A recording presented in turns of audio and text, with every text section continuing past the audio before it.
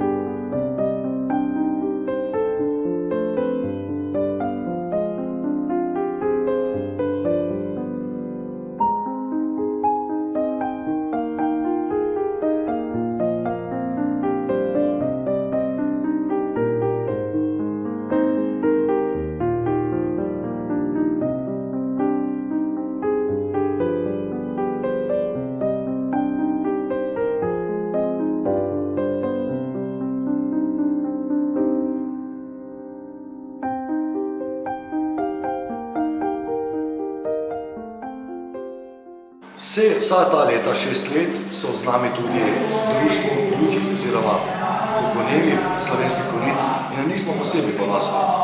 Všeč mi je, da so tako aktivni, da se vsako leto udeležujejo in tudi večje v številu. Tako da jaz upam, da naslednje leto, v sedmem letu, pride še več njihovih članov.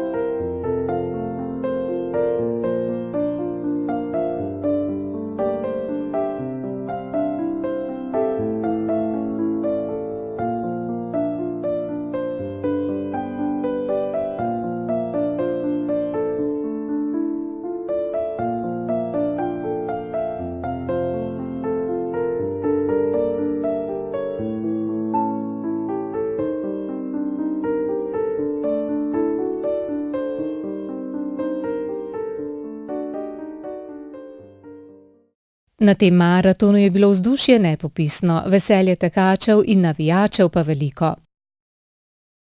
Tekaški dan se je zaključil s prisrčnim tekom najmlajših otrok, ki so se ga udeležili tudi otroci gluhih staršev.